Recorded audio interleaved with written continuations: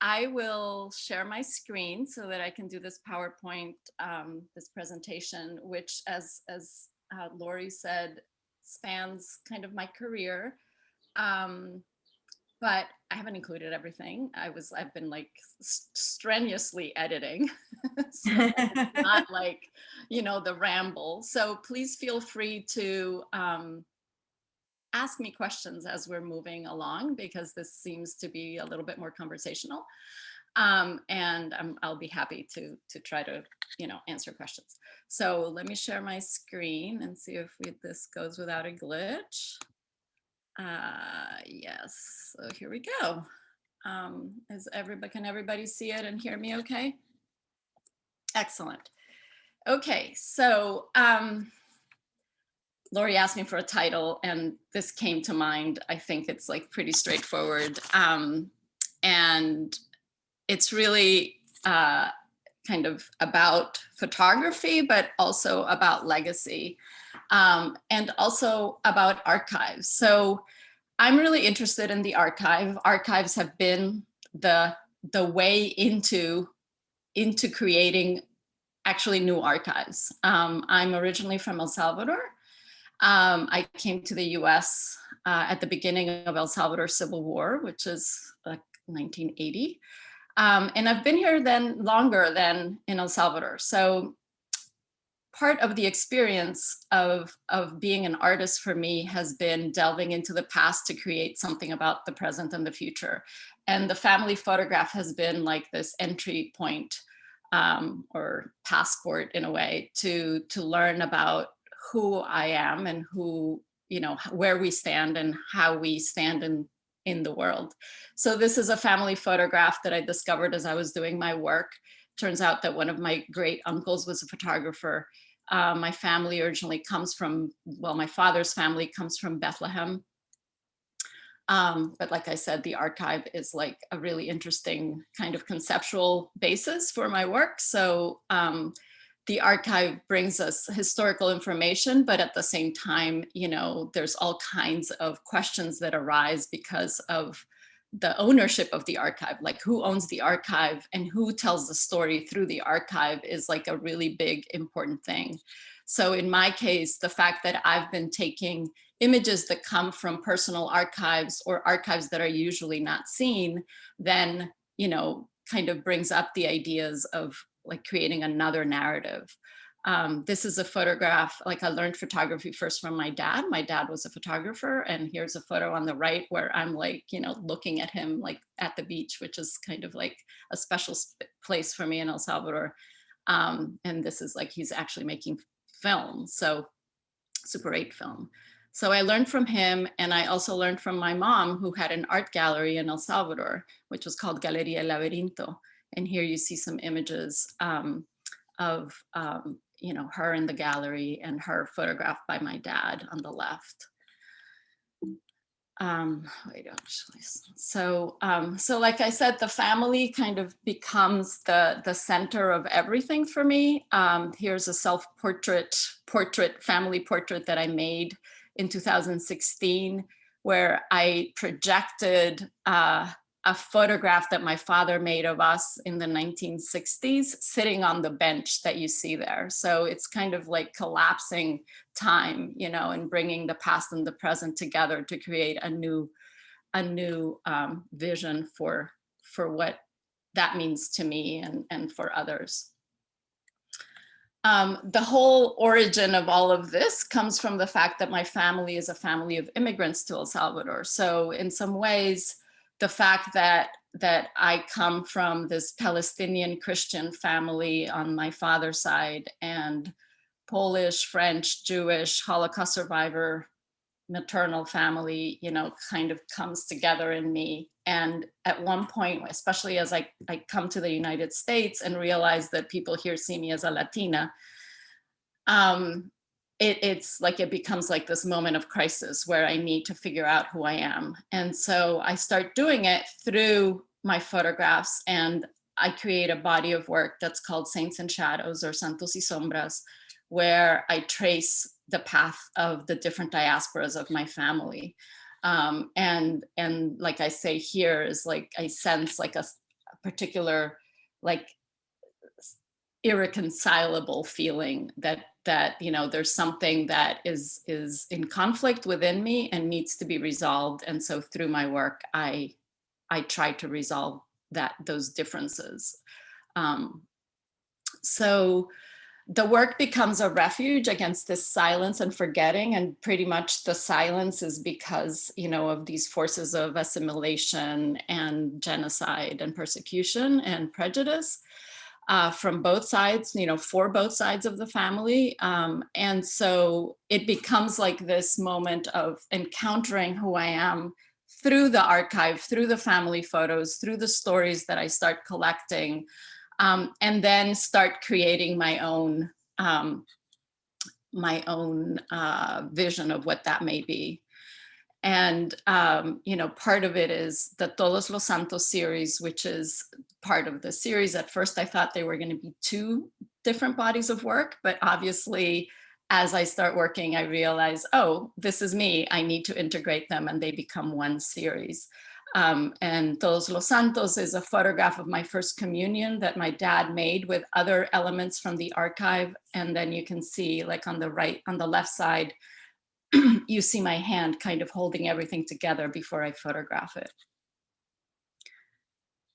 I also go into the churches in El Salvador to try to replicate in some ways the feeling that I had of awe and fear and all of those things that come together as a child experiences, all these icons.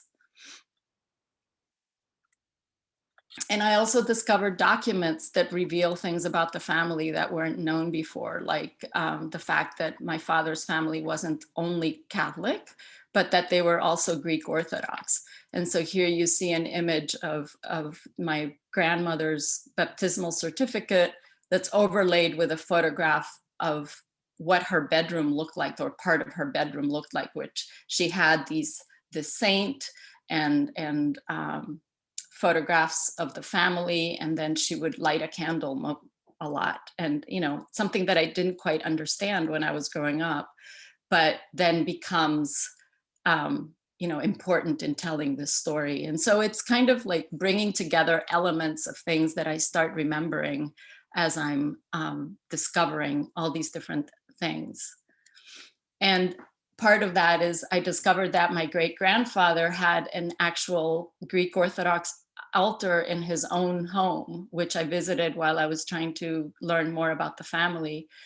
He was already dead, but his youngest sibling lived there and had preserved this room like intact with all of his documents. He had gone to seminary apparently because he wanted to be a Greek Orthodox priest, but then he arrives in El Salvador in 1909, escaping the Ottoman draft, which had changed its laws so that now both Christians and Jews had to be part of the army. And there was a mass exodus from the Holy Land during that time. And so they come to El Salvador and there's no Greek Orthodox church, and he makes his own Greek Orthodox church in his home. And there are photographs that I found of Greek Orthodox priests visiting, and they're like standing in front of the altar, which is really amazing. And then I start collecting also images of other members of the family, like this woman who was referred to as the Lady of Sorrows because she had suffered so much during her life. And the iconic image, which becomes the Volcán de Izalco, or this Izalco volcano. El Salvador is a volcanic land. It's filled with volcanoes. And part of what I have always tried to do is create this sense of what I call my terruño, or my homeland, which involves all of these different contradictions and nuances. And I'm trying to create something out of it, right? And to tracing this path of like all of these different movements that if somebody doesn't tell them, they're not recorded. And so here you see the volcano erupting a Greek Orthodox prayer in Arabic calligraphy that my great-grandfather wrote. And it says, in the blissful and eternal happiness of heaven, in the name of the pure and immaculate mother of true light and all the martyrs and saints. Amen. So I didn't know what this said when I first, wanted to put it on there, but I obviously the triangles were perfect. So that was the first, inclination to do it. And it's also kind of a moment of, I guess I'm going to say transgression, because, Salvadorans, the Palestinians were not seen as Salvadorans, they were seen as other for sure. And so my putting this, Arabic lettering onto an iconic landscape of the country is like this move that says, we are here. And it's also the site of a massacre, an indigenous massacre that happened in 1932 that's called La Matanza, where 10,000 to 30,000 indigenous people were killed. And so it's a contested space, and so it brings all of these things together, not just from my own personal life story and family story, but also from the story of a country. Here's a view of what it looked like at the Corcoran Gallery of Art when I had a show there in 2004. There's 38 photographs in this body of work. And this is only a shadow, the part of the series that talks about my mother's family. And it's kind of like a memorial. And it's also fun, through the work, I also found this woman, Esther, who survived Bergen-Belsen and Auschwitz. And she was the other survivor besides my grandfather of that side of the family. And so, it's like these kinds of things that happen where my grandfather only found out about her in 1974. They each thought that they were the only member of the family left. And then my mother apparently found out about this shortly thereafter, but she kind of kept it buried.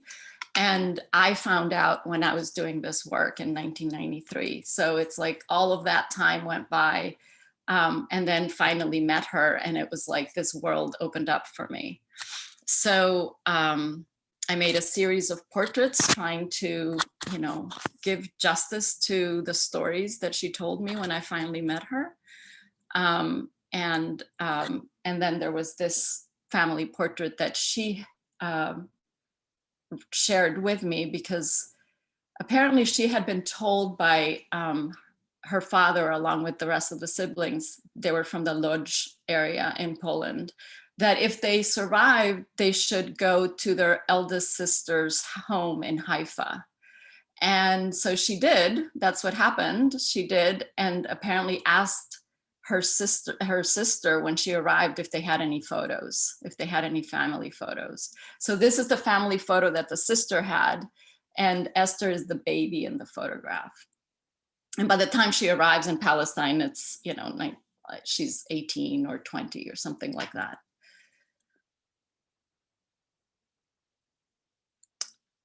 And this is what's, for me, the most poignant aspect about photography, that when you think about a photograph, or when you see a photograph, it's actually the light that's bouncing off of somebody that is captured in the photograph.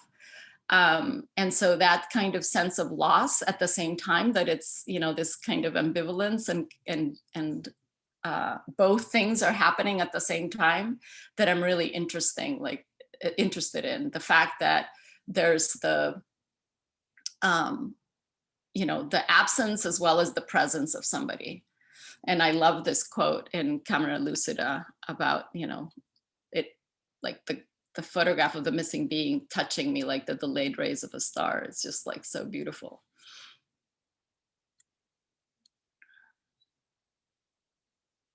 So that's, like I basically worked on that, on Santos y Sombras for almost 10 years, like the 90s, 1991 to 97.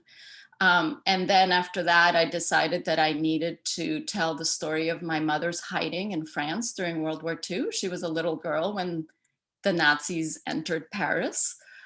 She was like, she was born in 1940. So, and it's an installation that I made on my grandmother's linens. And so you have photographs, which are like gelatin silver emulsion pieces onto these linens that were my grandmother's. And they become, you know, the support for the telling of this story, which I didn't know about when I was growing up. The piece also has sound, and it also has these little volcanic rocks that are found in both places. Right now, this is at a show at Rofa Projects in Potomac, Maryland.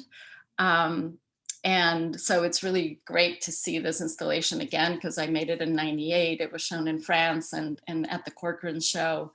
But, you know, it hasn't been shown very much. So it's just like great to be able to see it again and experience it. And also, and it has a sound piece, like I said before, where there's like a conversation between my mom and me in French when we're there, you know, and there's like a English, you know, translation of me like repeating certain parts so that you can also understand that part, and songs that I used to sing when I was little. So it's supposed to be an immersive experience. When I finished that, I realized that, you know, the story was told differently every time that I talked to a different family member. So, you know, the perspective changes. Everybody remembers things differently. So instead of just doing Auvergne, toi et moi, which deals with the region of France where she was hidden and the point of view between my mother and me, and that kind of discussion, that now I open it up to include both the Catholic Church, which my mother was hiding or hid in a convent for part of the time. And so the Catholic Church enters into the scene, as well as my great aunt Hélène, who was the oldest, the other adult in the picture besides my grandmother, and who was still alive when I started to do this work. And so I was able to talk with her. So here you see a series of triptychs that were first shown at the Venice Biennale and then at the Corcoran show as well. And they're meant to recreate, you know, the reliquaries and the triptychs that you find in churches. And one of my inspirations was this Hans Memling Saint Veronica, which I found at the National Gallery of Art. And in 2016, there was a program that was done where you had to pick a piece from the collection and say how it had affected you. And I chose the Memling, you know, Veronica, because it was like so perfect. Like this was, when I was making that work, I was trying to figure out what form they should take. And I remember going to the National Gallery just to kind of like clear my head. And I like stumbled upon this piece, which had a front and a back. And I was like, oh, this is it, you know? So I worked with a woodworker to make those pieces. And right now they're at that show that if you're in the DC area and you want to go see it, it's by appointment. But you see the pieces, and the middle piece turns so that you can, you get like a sense of a narrative that changes depending on where you're viewing it. Of course, you can also look at the back, and we'll see a dorso, like a photograph of the dorso, but I just want to show you what the photographs are. So you see Hélène's eye, who is my great aunt, and she's the witness to this, and she's the one who's telling me what happened. And you also see letters that my grandparents wrote to each other, as well as this photograph that I bring, because in the letter, my grandfather is asking, it says, mes enfants, my children, I'm sending the coats for my 2 dolls. Please, if you can, make a photograph and if possible in front of the house. And so my great aunt had the photograph, and my grandmother, well, my mother by then, had the letters. So I found these two things and like put them together. I'm really interested in this whole notion of what's referred to as post-memory by Mariana Hirsch, who's a scholar who has developed this term that is the idea of memories that were not experienced by someone, but that were, you know, passed on through the generations as something that was lived through, but actually is like more like an imaginative narrative or imagery that feels as if you felt it. You know, it's like the whole emotional, like, I don't know, aura of all of it, but you didn't experience it. And that's basically how I felt when I was doing all of this work. It's like I had the emotional, you know, stuff, burden, I don't know how you call it, baggage, but I had no clue what it referred to. And so it's this whole idea of how it is that we, as if there's been some sort of trauma experienced in the family, it's passed on through the generations, but artists, being who they are, you know, make something out of that. And so start to create work that refers back to the memories that were experienced by their parents or their grandparents. And there's all kinds of experiences like that and examples, you know, and if you know, like Mouse is like a comic, you know, that tells the story of his father's concentration camp experience, you know. So for me, this was super revelatory. It was like, oh, now I understand what I'm doing, you know, like reading, there's this book called Family Frames by her, which is incredible in how it explains this whole idea.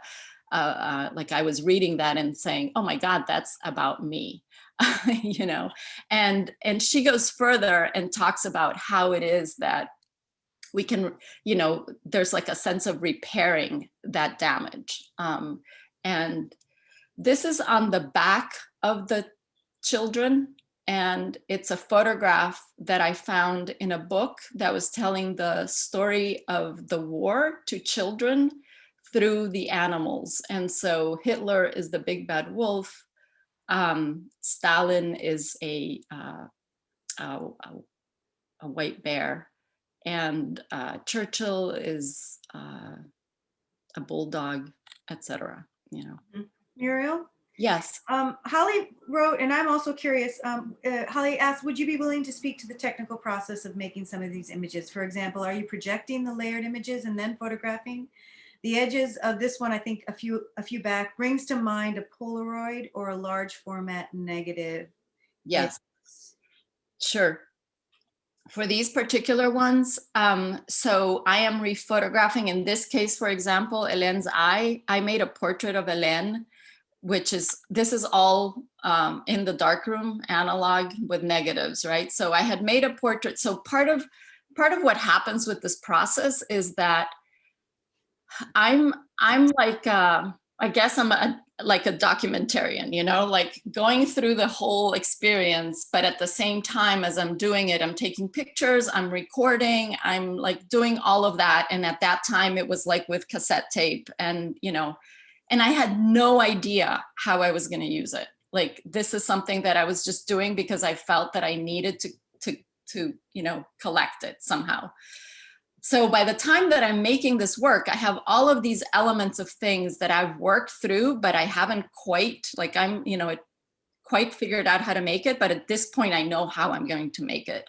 So I start rephotographing with my 4x5 with type 55 paper, film, which is a Polaroid film that has a positive and a negative. And that film was just like amazing, because you would get this positive Polaroid that you could give to people when you were, you know, photographing, and then you would get a negative. And the negative, what you see on the edges is the negative of, you know, like what stays from that type 55 film.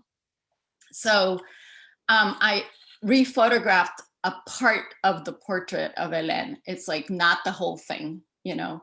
And in this case, I'm trying to remember. how I made it. I can remember exactly, but I'm definitely putting together, yeah, I put together in the darkroom, in the enlarger, the negative of the letter, of the photograph of the letter, and the negative of the photograph, rephotograph of the photograph. And then, so then I have a picture that I'm rephotographing.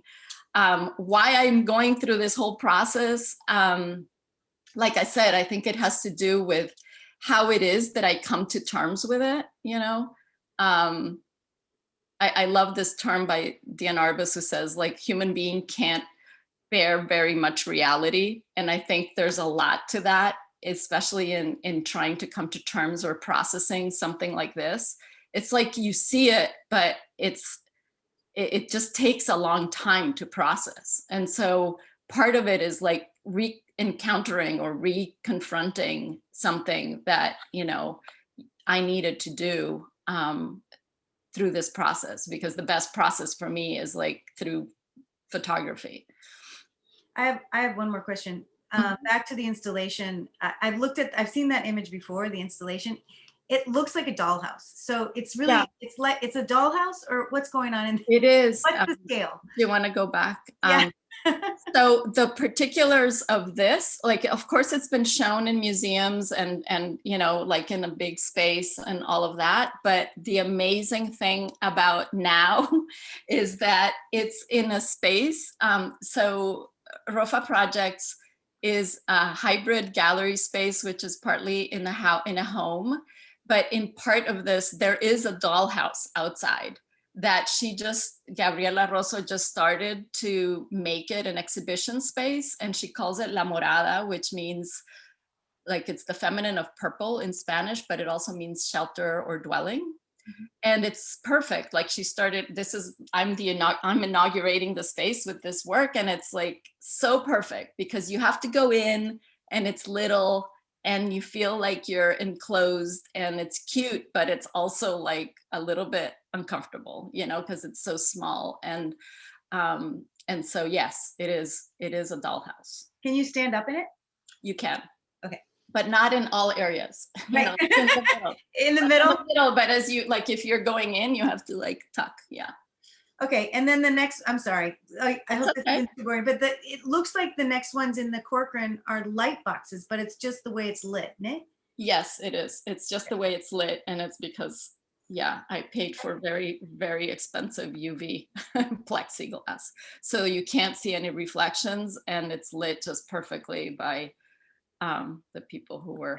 And the gallery is very dark. It looks like. Yes, yeah, we actually dimmed it because there's sound in the space, and so you know, you're like really immersed in a whole. Very cool.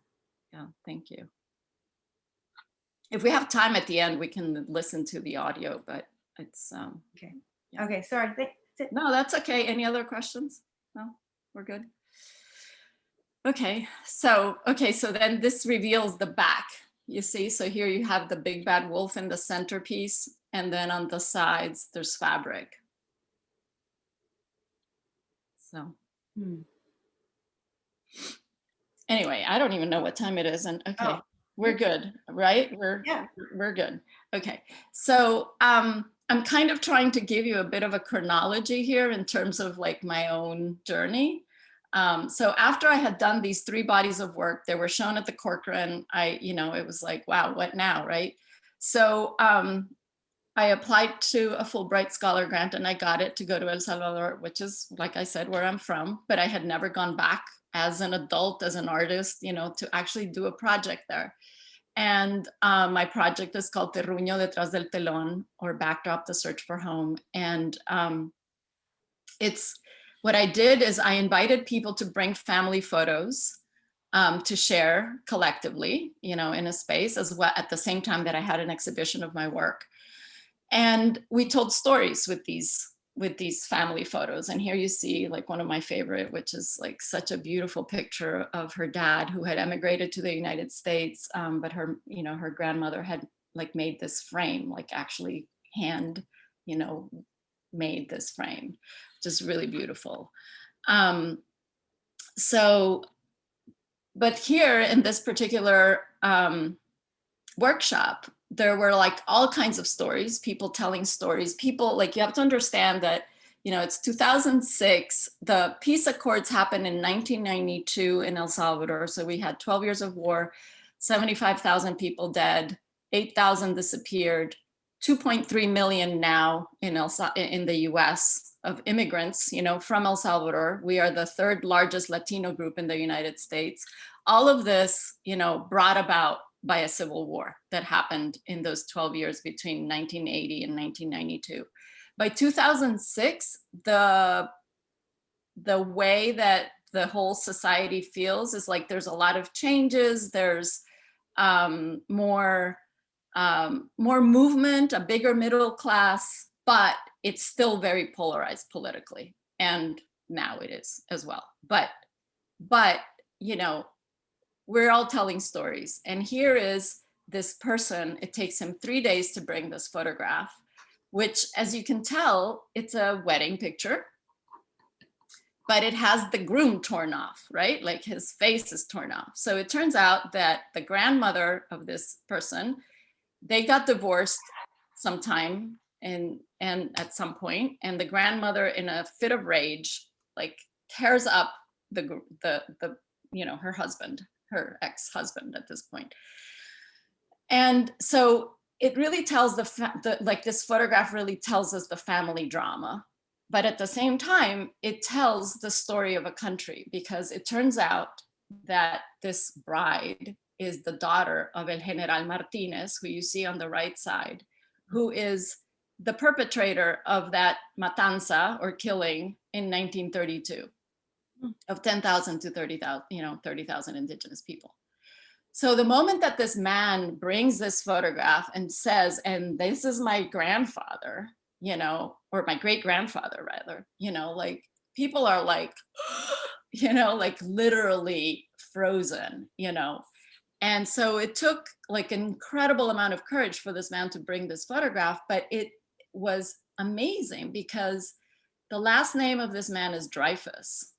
Dreyfus is a Jewish name. I don't know if any of you know the affair Dreyfus in France at the beginning of the 20th century, which basically was like this case of anti-Semitism towards somebody who was in the military. And it like divided intellectual France. It became l'affaire Dreyfus. It was like, you know, some people were pro defending Dreyfus, and some people who were totally anti-Semitic were saying that Jews should leave France. So it turns out that this man, although at this point he's Catholic, he's in a church in this wedding, right? His ancestors, and I did the research, were two Dreyfus brothers who arrived in El Salvador and were Jewish. And they were inscribed as one of the founders of the Jewish community in El Salvador. So he had no idea about this, you know. So this is like the first intersection of this. I had also made this photograph with a thumbprint that was my grandfather's thumbprint, which I thought was from a normal immigration paper when I first made it. But it turns out that this, what I thought was a normal immigration paper, is actually this special registry of foreigners that El General Martinez instituted in the 1930s that were aimed to collect the data, the biometric data and all kinds of data of those who were deemed by him as pernicious, which were Arabs, Chinese, Blacks, and Roma people. So I have the documents. Here's my grandfather, my grandmother, and my dad, you know. And I had just taken the image, you know, from my grandfather's thumbprint to make this picture without realizing what it really meant until I was confronted with this man's story and all the research that I started doing at that moment, because I wanted to understand who El General Martinez was and what else he had done. And it just, you know, it's just amazing to me how it is that these personal stories actually have an impact and reflect what's happening in our collective history. So take a deep breath. Then at the same time, I was wondering if you were going to do that, because I'm like, okay. Yeah, no, I definitely need that. At the same time, I was asking people who had brought their family photos to make paper boats out of their family photos to add to this installation that was called Paper Boats, where I had projected in a video that I made with my dad at the end of his life, and where we had been making paper boats together to tell the story of the family. And then I opened it up to the rest of the people so that this archive could start growing. And it's been growing since 2006. And it collects, you know, stories, multiple stories of everybody and anybody who wants to tell a story of where they come from.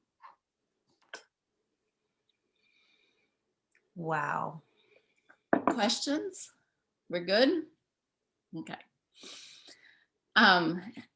In 2018, I think it was because of the political atmosphere here in the US, I felt compelled to start photographing certain paper boats. I just started looking through them because I started remembering, you know, like it felt like immigrants, especially Latinos and Salvadorans and Central Americans, were being accosted by being, you know, we were being told that we were criminals or that we were all these other awful things. And so I started to look at the paper boats to think about individual stories that were like collected there and that were revealed, you know, through the folds. You know, if you like open them up, you could actually like get a sense of people's stories. And something that had been aimed to be a collective thing also covers, you know, individual stories. And so that dialogue between those two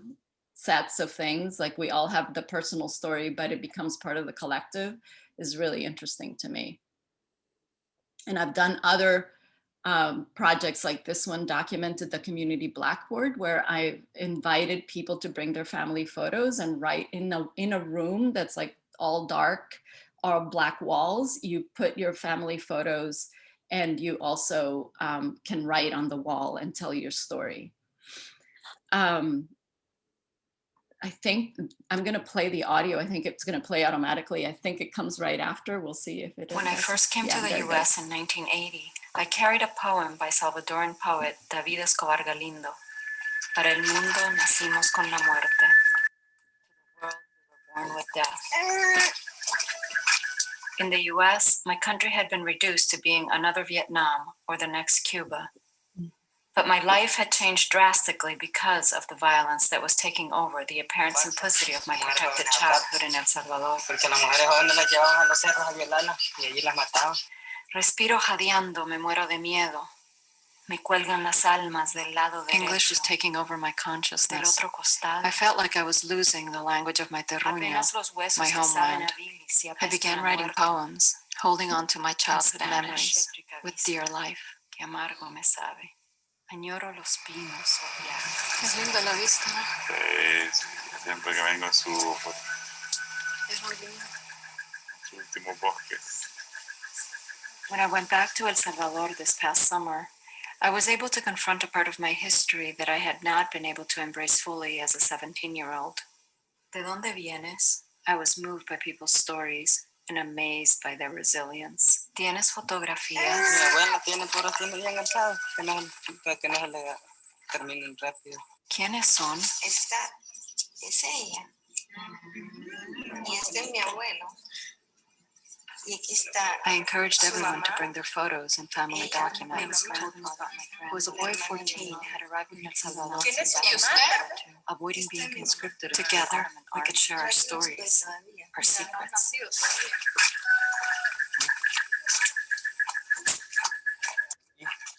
Le hallaron la mayoría de cuerpos quemados.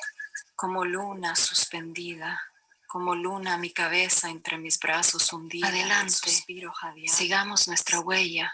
Migrations unamos nuestra sangre con la sal de nuestro llanto. Mi papá todo el tiempo, desde que yo me acuerdo, casi siempre vivió en Estados Unidos. To and from Honduras, from Nicaragua, to Costa Rica, Mexico to Cuba. Ah, ahí está, allá está.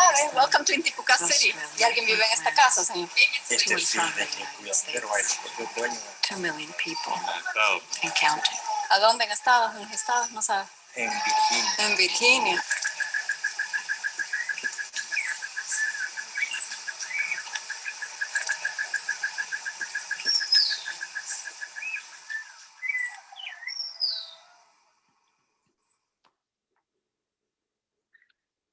So that audio, I did not translate, you know, like the Spanish has its own track and the English has its own track. And I did it on purpose because I thought that at that point, you know, I had done like the other ones where I was like trying to translate for the viewer or who doesn't necessarily speak more than one language. But in this case, I was just like really wanting to give that experience of not necessarily understanding, you know, like there's a part of you that, you know, like if you don't understand the other language, you're just like, you don't understand that experience, you know.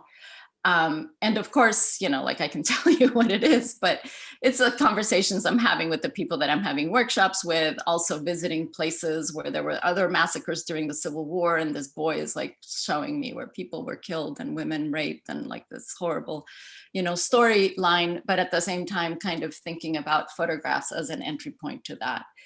And so these are all of the some of the photographs that people shared that were part of this experience that I've done in different places where, you know, I started off with a few of the photographs that I brought from El Salvador, but then it's the people here who then start to add on their own stories onto the wall, making it a real, you know, community space.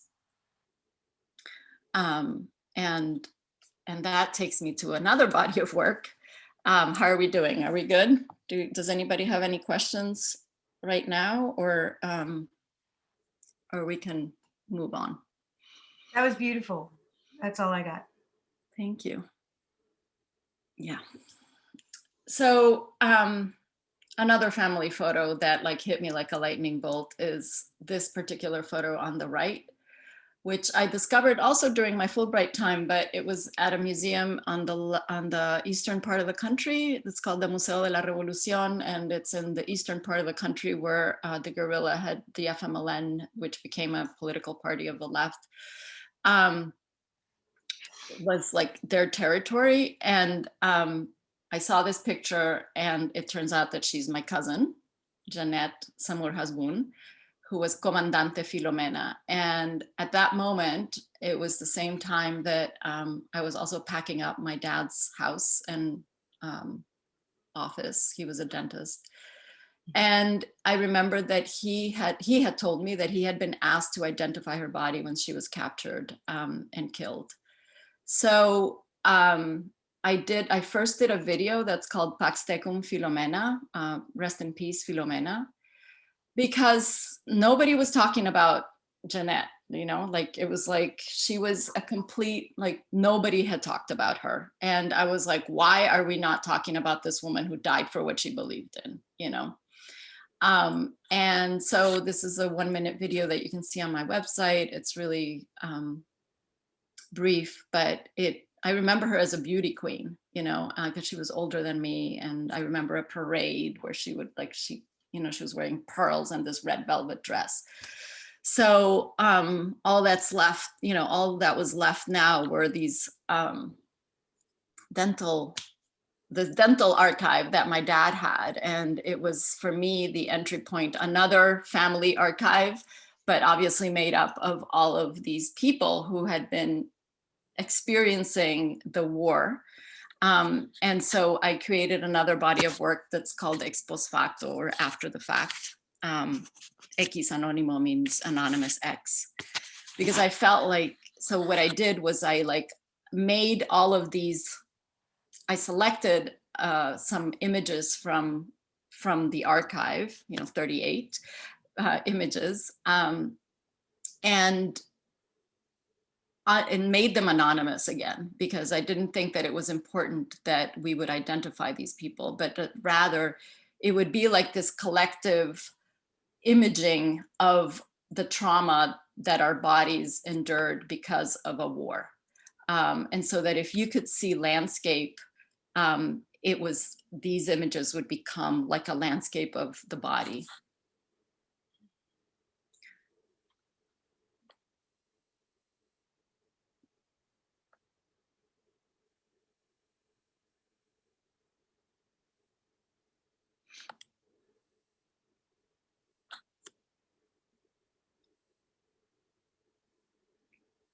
And I also had a piece that was interactive, which was one of my photographs blown up to 30 by 40 with this table, where I asked people to write their own experiences about war and trauma on the photograph. So the photograph became, you know, the document of all the people that wanted to participate in this and visited the exhibit.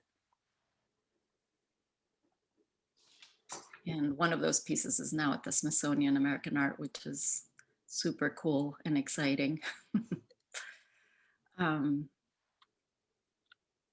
here I'm going to jump to Lavrinto Projects, which is an organization that I founded that started out as part of my teaching. Basically, I taught a class about El Salvador, about its art and culture. And I would take students to El Salvador, and Susan Sterner was my colleague and co-conspirator on this. And after my mother died in 2012, like I said, she had an art gallery during the Civil War in El Salvador. And so I wanted to create a space where all of those stories could be told and that legacy would be preserved. And also it would become like a space of encounter between artists and scholars and people who would want to speak about, you know, the legacy of artists. And so here we are as a group of students interviewing Beatriz de Leon, who's one of the artists who participated in Galeria Lavrinto, her gallery.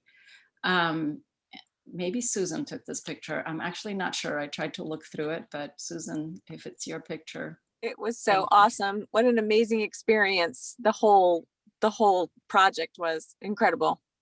Doesn't matter if I took the picture. It's like tripping me out to see it again. It's great. Great, I'm so glad. We also did a couple of exhibitions, and this one was called Legacy and Memory, Mapping the Labyrinth. And we did a whole timeline through the archive of the gallery that I had rescued. And we reprinted like art, you know, all kinds of reproductions of postcards. We interviewed all these people and we made postcards where we wrote like little quotes of all of the different things that people had said about this 20-year span of the gallery from 1977 till 2001. And then in 2016, I also made a piece that's called Arte Voz, where I invited people to respond to photographs of paintings or other artwork and tell a story or a memory. And there was another of these booths in El Salvador, and you could transmit your heartbeat from here to there and vice versa and hear it in the other place. And so that was just like super cool one day when we had a talk and the artists from El Salvador transmitted their heartbeats while I was about to give my talk. And I was just like almost in tears. So this is kind of like all of these things that I started to do as part of this project, as well as teach workshops at the site of my mom's house, which overlooks this amazing volcanic lake called Lago de Coatepeque. And I'm going to tell you about, like, also during this, one of the workshops, which was called The Artist and the Archive, we went to the National Archives of El Salvador, which is the Archivo General de la Nación, where I discovered these seismic registers, which brings me to the last, this other work that I'm just working on right now, which is called Pulse, New Cultural Registers. But, you know, as part of Lavrinto Projects, one of the major programs that I have is that I bring educators to El Salvador to learn about the art and culture of El Salvador. And we have studio visits, we meet with artists, we meet with theater people, we meet with intellectuals, you know, all kinds of people. And then we also just experience the loveliness of everything and eat yummy tropical fruit.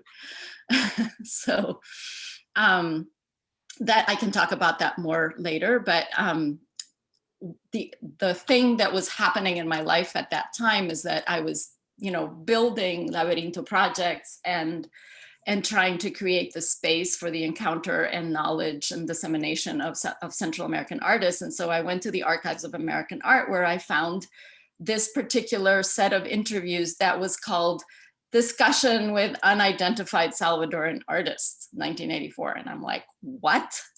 Unidentified? What are you talking about? You know? So I listened to the thing, and it turns out that, you know, like I said, I had already been doing this kind of digging deep into the archive. One of the people that is speaking in this interview, it's an interview with Lucy Lepard, the wonderful Lucy Lepard that we all admire, right? That I admire, that I read through her books and gave them to students, you know, like to actually think about how it is that we represent the other, especially Native Americans. And this thing is like unidentified. I was like, you know, anyway, so Julia Diaz, the woman on the left, is one of the people interviewed in that set of interviews, because she was actually interviewing the person who was the rector of the National University. And there she's told, oh, you should go to this Carlos Cañas exhibition tonight, which Julia Diaz, this woman, is having an opening of his work at her new gallery, which was becoming a museum. It's the Museo Forma. My mother, who's in the middle, looked up to Julia Diaz as one of her mentees, you know, when she opened her gallery. So I was just like blown away. And then on top of that, in the conversation, Lucy asks Julia if she knows of other women artists in El Salvador that she can refer her to. And Julia Diaz says, oh yeah, you should go visit Janine at Galeria Lavrinto, because she represents all of these women, young women painters who are like trying to do something for the arts in El Salvador. I'm just like, you know, going crazy. So anyway, so this is part of like the backstory. At the same time, I had photographed all of these artists in the 1980s. And here you see some examples of my contact sheets with some of the paintings. This is Rosamena Valenzuela, who is named by Julia Diaz in the tape as, you know, an important woman artist. And she although many people didn't think that she was important, because they said that she did like garabatos, which are like scribbles, and she was an expressionist artist who did collage and all of this stuff and incorporated all kinds of beautiful things into her paintings. Carlos Cañas, who also worked with my mother, whom I had photographed as well. Julio Sequeira, who was like, you know, poet, artist, dancer, folklorist, amazing person, etc. So I get to Pulse New Cultural Registers, where that, you know, seeing that room with those archives of the seismic registers just kept like gnawing at me in the back of my mind. And at the same time, I was trying to make something, an artwork that dealt with all of these artworks. So I decided that the seismic register, of course, would be this like the symbolic, you know, creative space for that terruño, that homeland, you know, that I've been trying to trace in so many ways throughout my whole career. And so now I would basically have images of these seismic registers to point to specific dates, but also to give us a glimpse of our cultural legacy. So the idea was that I would make this a metaphor for the land that becomes our legacy, you know, and where we've all gone through, we've grown up, we've lived there, but we've also traveled to other places. So here's like one image, which is called Réplicas, Homage Julio Sequeira. And it's of the seismic register of 1986, which was October and November, which was a big earthquake in El Salvador, where I was already here, so I couldn't get in touch with my parents for like 3 days, but my father had made a photograph. My father, who was an amateur photographer, like I said, had made a photograph of Julio Sequeira coming out of the rubble of a building where he was getting a haircut. So at first I thought, oh, I'm going to put that picture in here. But then something, you know, there's always surprises when you're making work. And this piece on the right, like that you see, the panel on the right, has this image, this kind of ghost image that looks like a volcano with a sphere coming out, which totally made me think of Julio Sequeira's paintings of cosmic, you know, moons and suns, etc. So that's what I put in the middle panel. It turns out that these seismographs are also analog. They were made with something called Kodak lithograph paper, and so they were developed. And I think that they were not developed fully or fixed fully, and so they have moved and changed, and all of these tonalities are now creating ghost images, which are so fascinating and amazing, that I'm using them as well.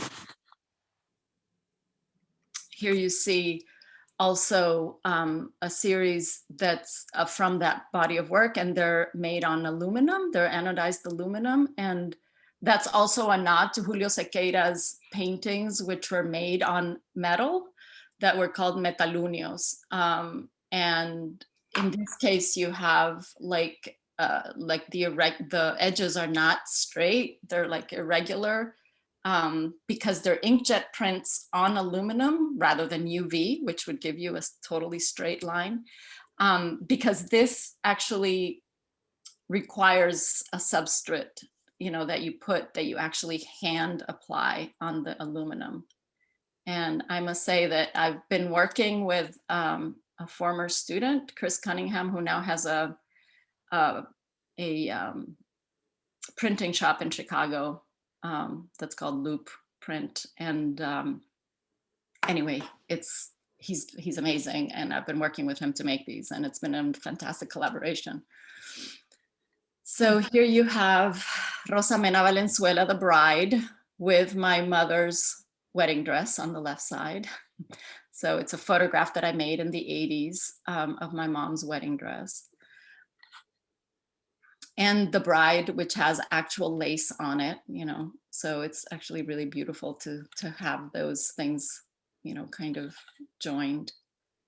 Or this one, which is an homage to Carlos Cañas, but which is also a self-portrait, which is my back as I photographed myself in the 1980s. Now the seismic register becomes my spine. And this one of a child at the beach, playing at the beach, when made in the 80s as well. Or this total ghost of a figure, you know, in the seismic register. This is a straight photograph, but I've not done anything to it other than, you know, maybe intensify the contrast a little bit to kind of bring things out.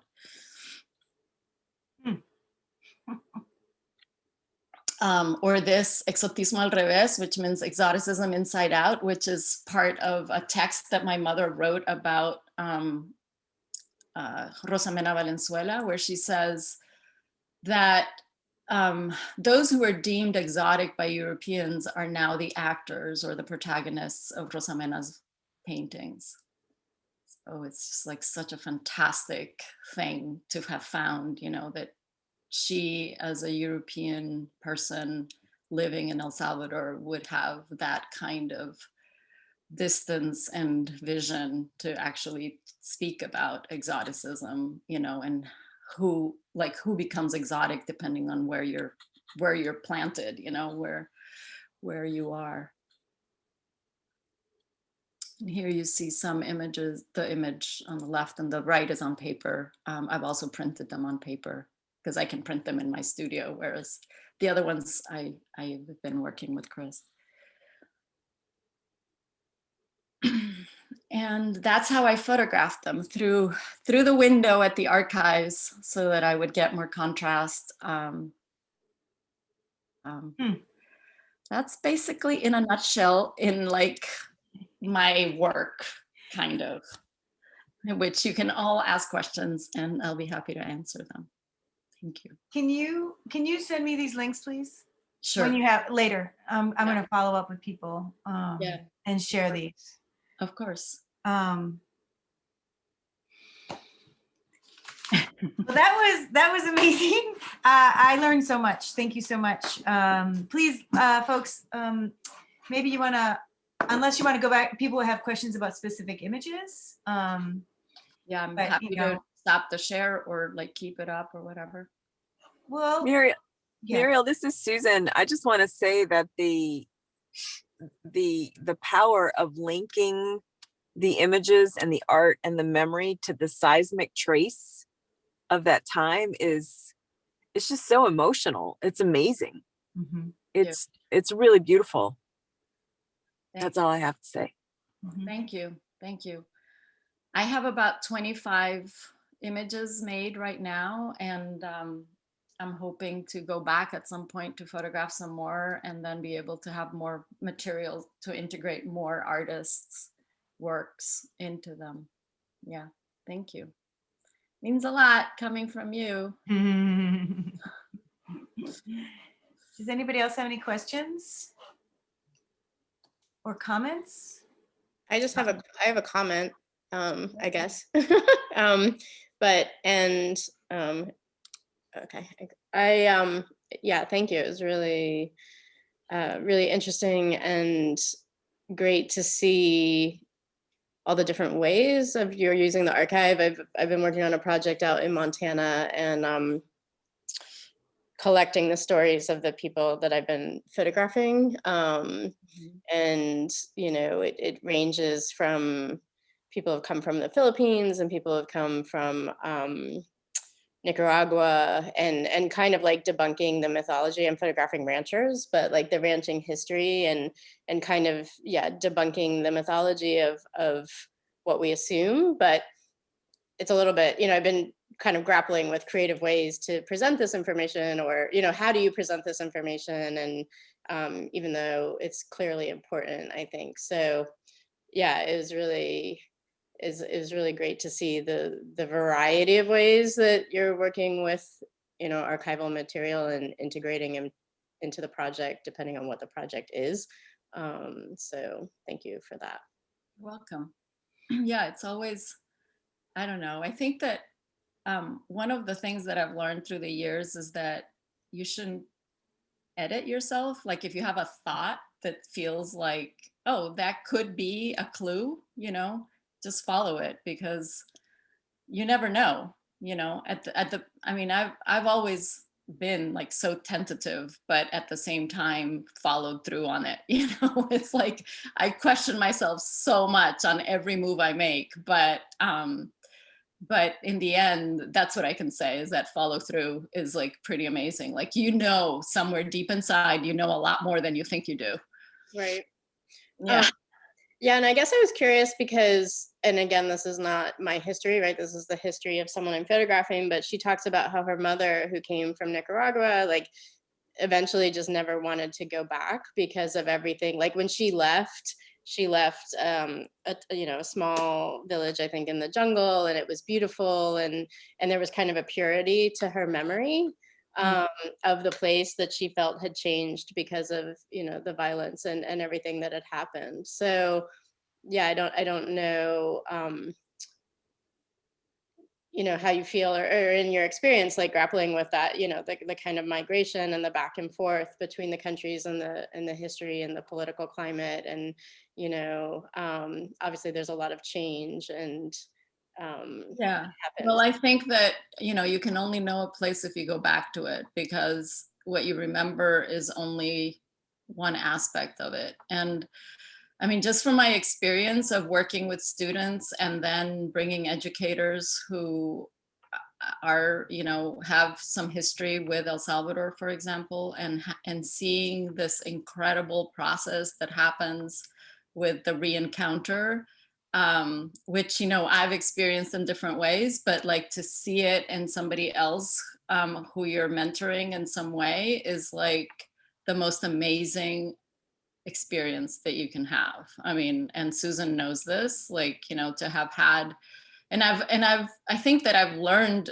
through the years, and even now, like now that, you know, now they're like all grown-ups and working on their own, but I have heard them speak, and, you know, to have had that experience for them was like totally life-changing, you know, to not necessarily carry the same kind of frozen idea of what this was, which was probably informed by a lot of the things that other people said, but not necessarily what they experienced, I think is a very important and life-changing process that we, you know, that we all in some way have to go through in order to grow.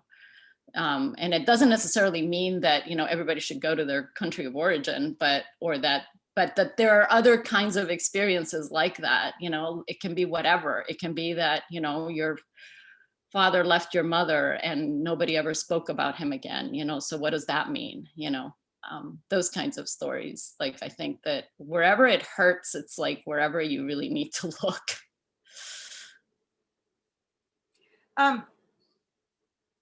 Is that good, Holly? Can I go to the question? Trisha writes, I'm speechless. How amazing your work is. Thank you. How do you create these seismic images from a technical side? Are they put together in the darkroom or computer? And you talked a little bit about it, but. Yeah. So these are like I said, these are digital images. They're photographed through the window. And that's actually a really fun thing, because there was stuff happening outside that actually came onto the photograph, you know, like the color of a red car passing by, or like somebody wearing a red sweater or a blue sweater or whatever, which is really nice because it's like so perfect, you know, bringing the past into the present. Mm-hmm. But then there are photographs that inhabit my computer, and that then through this whole process of like looking through the archive of like the photographs that I've made in the past, my negatives, the photographs that I've made of the paintings and the Lavrinto collection, or even looking through the papers and archives and rephotographing things, or if I think, oh, there's a theme or something that it brings up, you know, I want to photograph. So it's like bringing these things together in the computer. So like the computer becomes the darkroom, or the Lightroom, whatever, whatever you want to call it. But it's an intuitive process, like totally, like a lot of things don't work, you know, like I try things and then, oh, that doesn't work. Yeah.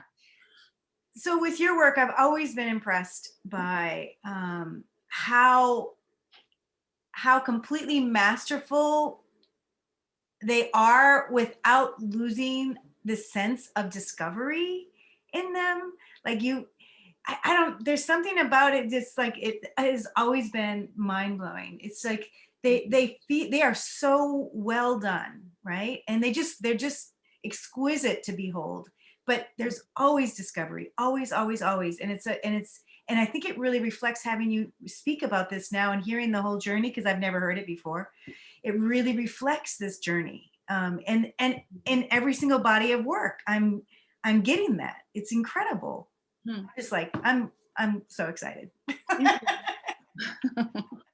I'm going to be sharing this with like I'm going to be sending this link out, this recording. I know at least I've been thinking about, oh, that person needs to see that. So at least 10 people right now have got this link like loaded in the email. So thank you. Well, if you can think of anybody who needs to see this, for sure. Right? Tell them to, you know, come to see my show, or to look up the work, for sure. Yeah. Thank you. No, that's really lovely. Thank you. I don't know. It's, yeah, I don't know how else to make things, you know. Somebody else was telling me that my images are so dense, like they always have so much information. And yeah, the thing is that I'm trying to distill so many things into these images that at first I thought, you know, revealed everything, but they don't. Like they actually don't, because they have so many layers, they have so many stories behind them. But I always have had this sense of like things being underneath the surface, you know. I mean, that's that's when, from the moment that I started using photography, I wanted to use it to kind of allude to things rather than to describe things. And so I think that that's where that's coming from. Torrance asks, where do you see Metzger's influence now? Oh, I think that Metzger's influence was, well, it first came at an incredible moment in my life where nobody was supporting the way that I was seeing photography, like the way that I wanted to use photography. So his whole idea of metaphor, like, you know, he was very encouraging in that. And experimentation. I mean, I think that the whole idea of experimenting, that there's not just one way of making photographs, is Metzger's legacy. You know, Ray was such a playful person when it came to making pictures, you know, like he was totally serious, but he was so playful in the darkroom, you know. And I think that that's forever there for me, like, you know, to learn that things don't have to be the way that, quote unquote, you were taught, you know, but, or that things should look, that you can just play, because play will bring you more, first of all, joy, and second of all, solutions, you know. Yeah. Hey, Muriel, this is Tyrone. I've been with Susan in the car because I was driving when during the first part. So I didn't introduce myself. This is Tyrone Turner, married to Susan Sterner. I'm also a photographer. But Muriel, I was just kind of thinking that having met your mom and everything, and I was just thinking about that both your mom and your dad would be both extremely proud of what you've done with with their work, and how you've kind of drawn on it and brought it forward, and the kind of the deep engagement. You see their deep engagement with their landscape, with their people and their cultures, and it's just they would just be very. I just had the feeling that they would be very proud of what you're doing. Thank you. Thank you. It makes me very emotional. Thank you. Muriel? Yeah. This is Trisha Aronso. Hi. Hi. What's two things you said in the start? First of all, this was just send me the link because I need to watch this 1,000 times because it's like drinking from a fire hydrant. There's just so much there. Thank you. But the two questions you posed at the start: who owns the archives and who tells the story of the archives? Mm-hmm. Your sensitivity to those questions through all of this, I found just amazing. But would it be okay if I asked to get into your head a little bit and ask you about your thought processes as you were doing it, Sure. understanding these questions? Of course. What can you elaborate a little bit more on your question? Like, oops. Okay, all right, in my other world, I do organizational discourses, Okay. discourse analysis.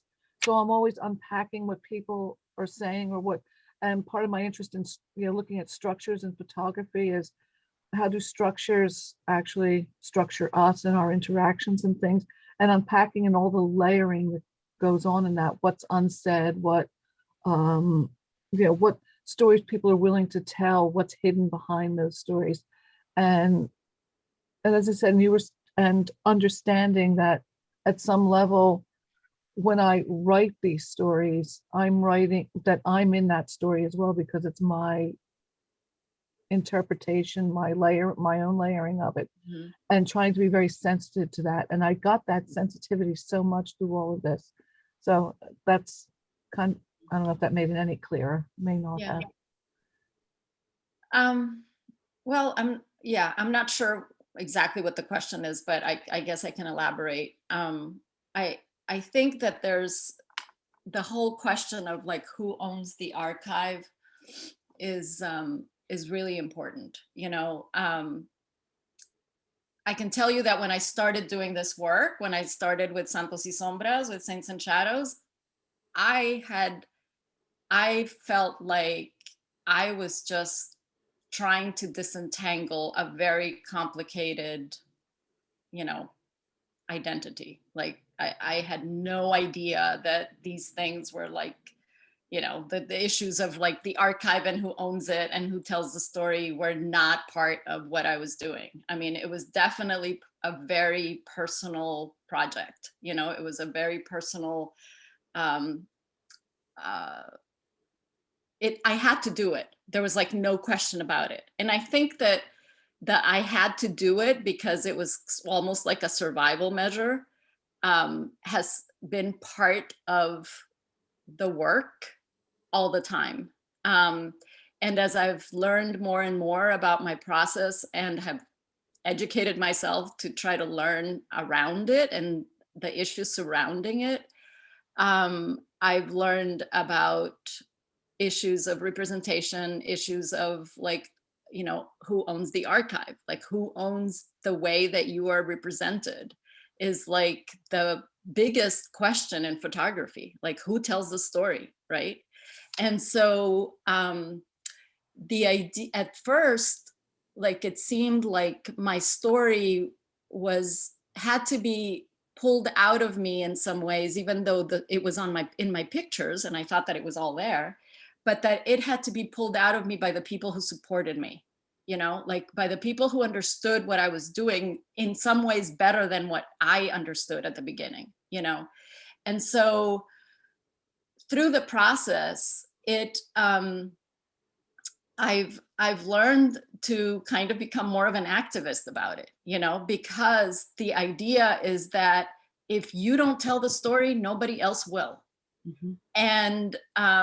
And that your viewpoint is so important, regardless of what others might say, you know, regardless of whether others might consider you in the margins of something. Mm-hmm. So I think that it becomes like an issue of social justice, you know, like it becomes an issue of like, we need more voices to tell their story from their point of view. And this is what Lucy Lippard says, you know, in her works. And so this is what so many people say, you know, about what it is that we should be doing. And the whole thing of bringing people together to tell the stories, to kind of be, you know, in face of or in front of other people who have different stories, I think is a very important process of dialogue and reconciliation. It's like the only way that you know, we can have a society that doesn't have people killing people because they're different, you know. So that's kind of like what I can tell you, that the process of being a photographer, an educator, and, you know, telling these stories, as personal as there may be at the beginning, they are actually part of our whole society. So and the responsibility that comes with that is part of it as well. I don't know if I've answered your question. I'm just kind of rambling on the thoughts that whatever it is that you said, you know, like what you said was bringing to my mind. Yeah, no, that's really helpful. Thank you. Yeah, thank you. It's that amazing work. Thank you. Thank you. Okay, we have time for one more, Gabriela. Muriel, this is a beautiful Sally Mann quote that says, "Photographs open doors to the past, but also allow us to look into the future." Your work analyzes and integrates the past, but it is interesting that every day it is more present if we talk about migration, identity, and the encounter of cultures. We could say that it is a bit hopeful to see this union of artists, cultures, and experiences. What is the next step?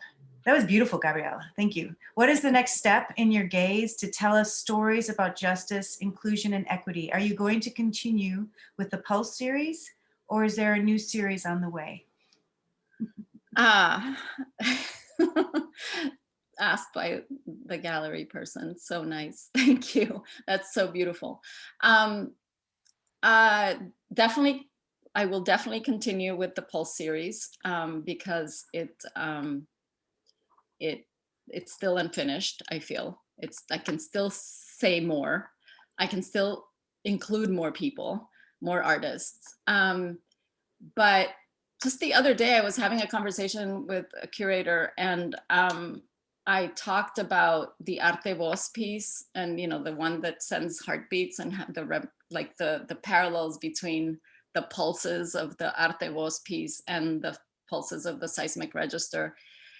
And in talking, I just said, oh, wouldn't it be great if I actually could have people spit out, not just like listen to the recording of their heartbeat, or their, like, as it's being transmitted, but it could also be seen as a record, as an actual thing that spews out.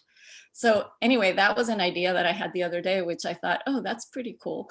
I want to see what happens with that. So so it would be a way of, I don't know, but I don't really know what else is on the way. Right now, I'm pretty immersed in the pulse thing. Yeah, but thank you. Lovely, lovely statement, Gabriela. Thank you. Thank you, everybody, for joining us. For people who haven't been part of OSNAP also is we do a weekly check-in. It started during COVID, just to make sure, just checking how people are doing, and we're sharing work informally in those weekly check-ins. And then every third Saturday, it's an artist conversation or a workshop, or whenever we can gather, maybe a museum tour, or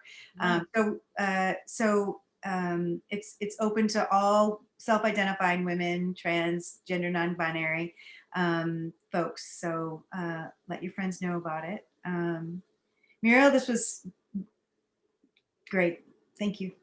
Thank you, everybody. It was just such an incredibly, like, I could sense like your warmth and support, and it was just incredible. So it made me also very relaxed and open in speaking about it. So thank you very much. Super great to see you all. Very cool. Well, hopefully we'll be able to Philadelphia. Oh, go ahead, everybody. Just thank you. Thank you. Thank you, Muriel. Amazing. Thank you. Thank you. Miss you. Thank you so much. Miss you Beautiful too. work. I'm going to go to the gallery. Bye. Oh, cool. Come. I would love to see you. If you want me there, I will come and visit you there too. For sure. It's a date. It's a date. Okay. It's open till the 27th, so we have another week. Gabriela, can you put a link to the gallery in the chat, please? Yeah, I can do it. Okay. Yeah. Thank you. It's open another week, you said? Yeah, till Saturday, the 27th. And there's another show also that's amazing, of women from Latin America speaking against gender violence and stuff, and it's amazing as well. So yeah, it would be great if you come. To travel again. Good to see you, everybody. Have a good day. Have a good weekend. Thank you. Sharon, thanks for listening. Thanks, Muriel. Thank you. Bye, everyone. Bye.